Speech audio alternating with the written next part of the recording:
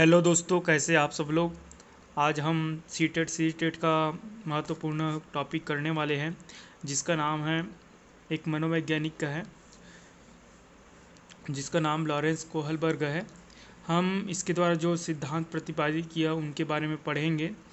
और Lawrence Kohlberg के अनुसार जो सिद्धांत दिया है उसे क्या बोलते हैं, नैतिकता का सिद्धांत बोलते हैं। ठीक है, तो आइए देखते हैं आगे कि कोहलबर्ग ने किस तरह नैतिकता सिद्धांत को प्रतिपादित किया गया है और इनके अनुसार क्या क्या बोला गया है। ठीक है, वीडियो में आगे जाने से पहले आप इस वीडियो को लाइक कीजिए, शेयर कीजिए और सब्सक्राइब ज़रूर कीजिएगा। ठीक है, अब हम आगे चलते हैं लॉरेंस कोहलबर्ग के अनुसार कि लॉरेंस कोहलबर्ग का नैतिकता का सिद्धांत किस तरह दिया है और कि इसमें क्या बोला गया है। ठीक है,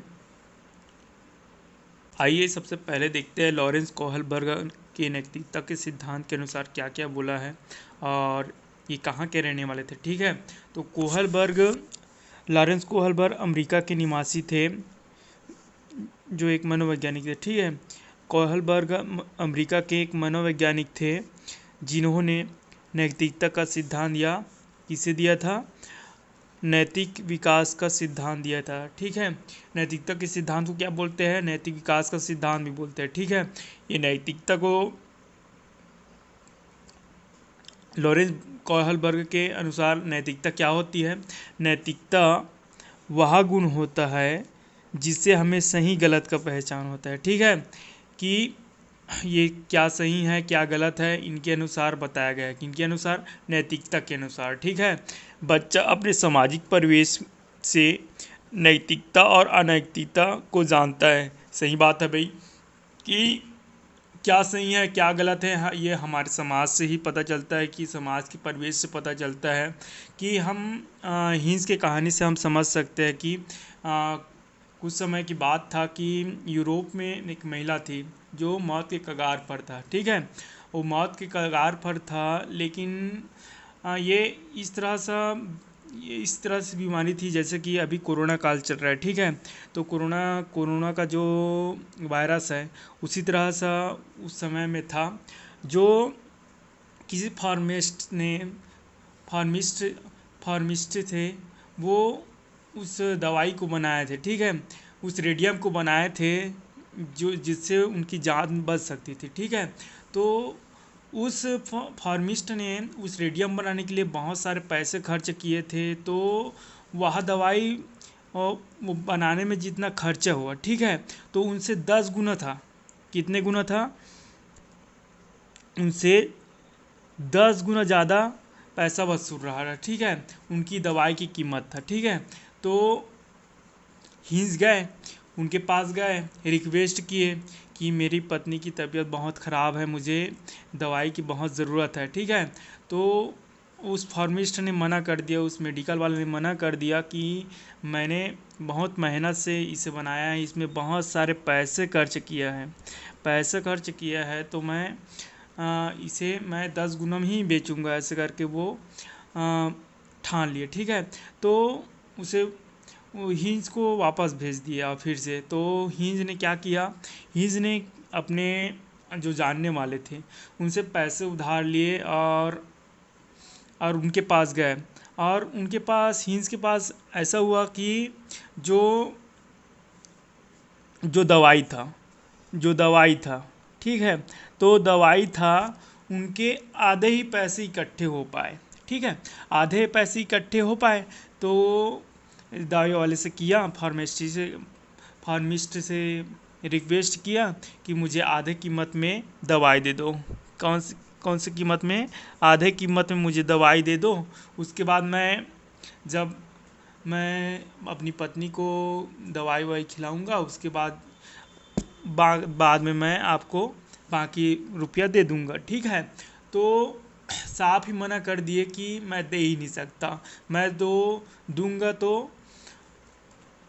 तो 10 गुना पैसे में ही दूंगा, क्योंकि मुझे बहुत ज़्यादा खर्चा हुआ है। ठीक है, दवाई बनाने में बहुत सारी खर्चा हुआ है, तो मैं इसे इतने में नहीं दे सकता, ठीक है।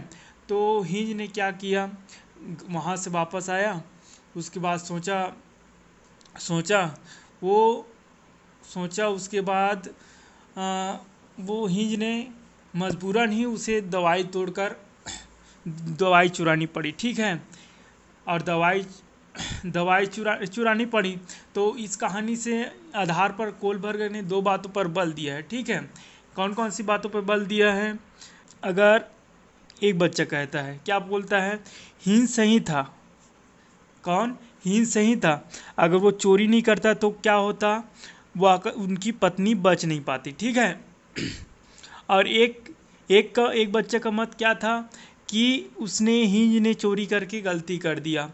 अब क्यों गलती किया कि चोरी किया तो समाज पे गलत प्रभाव पड़ेगा और आने वाली पीढ़ी क्या होगा, सब पे जब आवश्यकता होगी तो वो क्या करेंगे, पैसे की चोरी करने लगेंगे या फिर किसी चीज़ का चोरी करने लगेंगे, ठीक है। तो इस दोनों पर बल दिया गया है तथा इस कहानी के आधार पर कोहलबर्ग ने दो बातों पर बल दिया है। वो कौन कौन सी बातें थी कि पहला बात तो ऐसा था कि नैतिक दुविधा। क्या था? नैतिक दुविधा, ठीक है। नैतिक दुविधा, ठीक है। इसे क्या बोलते हैं? मोरल डिलेमा बोलते हैं, ठीक है। इसके अनुसार क्या होता है कि जो सही गलत के बारे में डिसीजन ना लेने की स्थिति में नैतिक दुविधा कहलाती है। जैसे कि क्या, अगर हिंज चोरी करेगा तो क्या, पुलिस पकड़ लेगा, ठीक है। और नहीं करेगा तो क्या होगा, बीवी मर जाएगी। तो इस तरह की डिसीजन लेने में नैतिक दुविधा उत्पन्न होती है, ठीक है। तो सही गलत के बारे में डिसीजन लेने में प्रॉब्लम होती है, उसे क्या बोलते हैं, नैतिक दुविधा बोलते हैं, ठीक है। उसके बाद क्या होता है, नैतिक तर्कना होता है। नैतिक तर्कना क्या होता है, इस क्या बोलते हैं, मोरल रीजनिंग बोलते हैं, ठीक है। इसके अनुसार क्या होता है कि सही गलत के बारे में डिसीजन लेने में शामिल प्रक्रिया को नैतिक तर्कना कहते हैं, ठीक है। कि सही गलत में से किसी एक को चुनना, ठीक है। जैसे कि क्या, हिंज ने क्या चुना, चोरी को चुना जिससे उनकी पत्नी बच जाती, ठीक है। इसे इसे किनका उदाहरण है, ये नैतिक तर्कना का उदाहरण है, ठीक है। इसके बाद हम देखेंगे आगे, कोहलबर्ग ने नैतिक सिद्धांत को 3 स्तर पे बताया है, ठीक है। मतलब क्या बोले कि जो कोहलबर्ग है, ठीक है, तो लेवल कितना है, 3 है, ठीक है। लेकिन इसमें स्टेज कितना है, 6 है, ठीक है। कभी कभी ऐसा पूछता है कि सीटेट में ऐसे पूछ देता है कि इनकी लेवल कितना है, इसका स्टेज कितना है, ठीक है। तो क्या कितना है, लेवल तो 3 दिया है, ठीक है। इन लेवल के बीच में दो स्टेज दिया है, ठीक है, दो अवस्था दिया है। तो कितना हुआ, कुल टोटल कितना हुआ, 3 लेवल हुआ और 6 स्टेज हुआ, ठीक है। इसके लेवल देखते हैं। सबसे पहले कि लेवल देखेंगे, सबसे पहला लेवल कौन सा है, सबसे पहला लेवल है कन्वेंशनल स्टेज, ठीक है।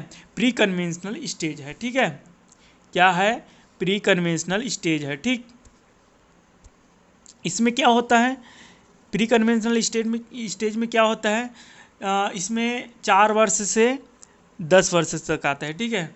जो 4 वर्ष के बच्चे से लेकर 10 वर्ष के बच्चे को लेकर आता है, किस में आता है, प्री कन्वेंशनल स्टेज में आता है, ठीक है। इसके अनुसार क्या होता है, इस अवस्था में बच्चों को सही गलत के बारे में पता नहीं होता, ठीक है। और इस अवस्था में नैतिक तर्क दूसरों के मानकों के अनुसार होता है। जैसे कि हम आगे देखेंगे, ठीक है। इसकी मतलब दूसरों के अनुसार उनकी बातों को मानने लगता है, उनके अनुसार सही गलत का पहचान करते हैं, ठीक है। उसे क्या प्री कन्वेंशनल स्टेज के अंतर्गत आता है, ठीक है। इसकी 2 अवस्थाएं होती है। कितनी अवस्था होती है, 2 अवस्था होती है, जिसमें पहला है, क्या है, सबसे पहला दंड एवं आज्ञा पालन उन्मुक्ता। इसमें क्या होता है, पनिशमेंट एंड ओबीडियंस होता है, ठीक है। इसके अनुसार क्या होता है, इसमें बच्चा की नैतिकता सजा एवं आज्ञा पालन पर आधारित होती है। जब हिंज ने चोरी की तो बच्चों ने सोचा कि अगर वह चोरी करेगा तो उसे सजा मिलेगी, ठीक है। उसी अनुसार हम एक उदाहरण लेकर समझेंगे। जैसे आपके यहाँ मेहमान आया, कौन आया है? मेहमान आया, ठीक है। तो कोई बच्चा कैसे करेगा? उसे नमस्ते करेगा, ठीक है। क्या करेगा? नमस्ते करेगा, ठीक है। उसे क्या करेगा? नमस्ते करेगा, ठीक है। तो नमस्ते करेगा तो उसे शाबाशी मिलेगी, ठीक है। अगर वो नमस्ते नहीं किया, ठीक है, नमस्ते नहीं किया तो उसे क्या मिलेगी? पनिशमेंट मिलेगी। वो पनिशमेंट के डर से भी वो क्या करेगा? उसे नमस्ते करेगा, ठीक है। तो उसे क्या मिलेगा? आज्ञा, एक क्या बोलते हैं उसे? आज्ञा का पालन करेगा। जब पनिशमेंट के डर से उसे क्या करेगा? पनिशमेंट के डर से क्या करेगा? नमस्ते करेगा, तो क्या होगा? दंड एवं आज्ञा पालन उन्मुखता होगा, ठीक है। इसके बाद हम देखेंगे सेकंड क्या है। सेकंड है साधनात्मक सापेक्षता तथा उन्मुक्ता, ठीक है। बोलते हैं इंस्ट्रूमेंटल रिलेटिव्स इंडिविजुअलिज्म, ठीक है। इसके अनुसार क्या होता है? इस अवस्था में क्या होता है? जैसे को तैसा होता है, ठीक है। क्या होता है? क्या होता है? जैसे को तैसा होता है, ठीक है। कैसे जैसे को तैसा हुआ? कैसे हुआ? जैसे कि किसी बच्चे ने एक बच्चे की किताब फाड़ी, ठीक है। एक बच्चे की क्या फाड़ी? किताब फाड़ी, ठीक है। किताब फाड़ी तो क्या होगा? क्या होगा? दूसरे भी उसका पेन तोड़ दिया, दूसरे भी ने पेन तोड़ दिया, ठीक है। इसके बाद हम देखेंगे, जैसे ये बच्चा है, ठीक है। ये बच्चा है, इनकी पेंसिल इसने तोड़ दिया, इसने तोड़ दिया, ठीक है। तो क्या करेगा? ये भी इसका पेन तोड़ देगा, ये भी इनका पेन तोड़ देगा। तो क्या होगा? ये साधनात्मकता सापेक्ष की उन्मुक्ता होगा, ठीक है। जो जैसा करेगा वैसा ही वो भी बच्चा करता है, ठीक है। इसके बाद हम नेक्स्ट देखते हैं। नेक्स्ट क्या है? सेकंड स्टेज देखते हैं। सेकंड स्टेज क्या है? कन्वेंशनल स्टेज, ठीक है। इसमें क्या होता है? 10 से 13 वर्ष के बच्चे के अंतर्गत होता है, ठीक है। इसे क्या बोलते हैं? रूढ़िगत नैतिकता का स्तर भी बोलते हैं, ठीक। इस अवस्था में क्या होता है? इस अवस्था में बच्चा दूसरे मानकों को मतलब क्या बोलते हैं? दूसरे लोगों के मानकों को अपने अंदर समाहित कर लेता है। मतलब क्या करता है कि दूसरे के अकॉर्डिंग सही गलत का निर्णय लेता है, ठीक है। जैसे कि क्या? इसके दोनों अवस्थाएं दिखते हैं, ठीक है। जैसे कि गुड बॉय गुड गर्ल, ठीक है। जैसे कि कोई बच्चा है, ठीक, उनकी मम्मी खिड़कियों को साफ कर रहा है, टीवीओ को साफ कर रहा है, ठीक है। तो भी बच्चा क्या करेगा कि अपने माता जी का अपना हाथ बटाएगा, ठीक है। तो इनसे क्या होगा? एक गुड बॉय एक गुड गर्ल निकलेगा, ठीक है। उसी तरह दूसरा चित्र देखते हैं कि दिन भर से काम करके थक गई है मम्मी, ठीक है। तो क्या करेगी वो? क्या करेगा बच्चा कि मेरी मम्मी पूरे दिन भर काम करती है, सबकी सेवा करती है, मेरे दादाजी की सेवा करती है, पापा की सेवा करती है, मेरी बहन की सेवा करती है और थक गई है। तो वह क्या करेगी? उसे रेस्ट करने के लिए उसे आराम से उनकी सेवा करेगी, उन्हें कंबल देगी, सुलाने के लिए कंबल देगी, ठीक है। इसके बाद हम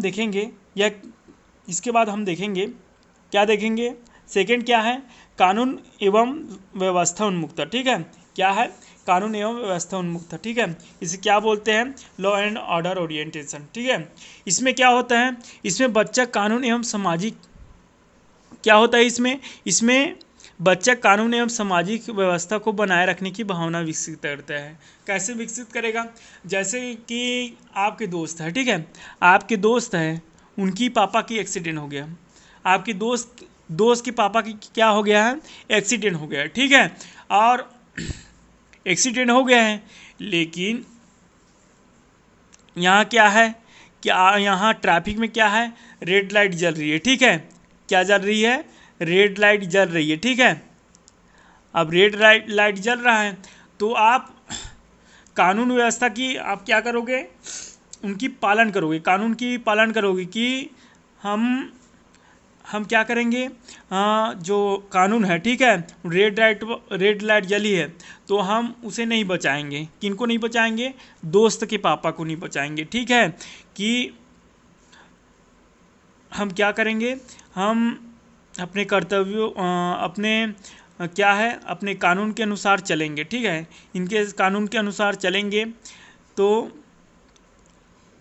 ये कैसे हुआ, ये कानून व्यवस्था उन्मुक्तता के अनुसार आया। ठीक है, इसके बाद हम देखेंगे, नेक्स्ट देखेंगे तीसरा क्या है, पोस्ट कन्वेंशनल है। ठीक है, पोस्ट कन्वेंशनल कितने ईयर तक होता है, ये 13 वर्ष के ऊपर ही होता है। ठीक है, इसमें क्या होता है कि इसे क्या बोलते हैं, उत्तर रूढ़िगत नैतिकता बोलते हैं। ठीक है, इसमें डिसीजन खुद से लिए जाते हैं, ना कि समाज के द्वारा कि क्या सही है क्या गलत है। ठीक है, इसमें जैसे कि क्या, जैसे कि हो गया दहेज प्रथा हो गया, सामाजिक बुराइयां हो गया। ठीक है, इसके अनुसार 2 स्टेज भी है। ठीक है, दो स्टेज है, जिसमें पहला क्या है, सामाजिक अनुबंध उन्मुक्तता है। ठीक है, सोशल कॉन्ट्रैक्ट ओरिएंटेशन है। ठीक है, इसके अनुसार क्या होता है, इसमें किशोर यहाँ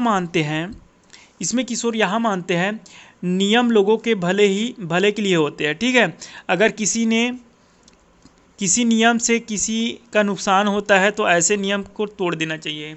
जैसे कि अगर आपका दोस्त का पापा का एक्सीडेंट हुआ था तो आप रेड लाइट को तोड़कर क्या करोगे, उनके दोस्त के पापा को जान बचा सकते हो। ठीक है, उसे तोड़ सकते हो। ठीक, जो इस चित्र के अनुसार दिया है कि जैसे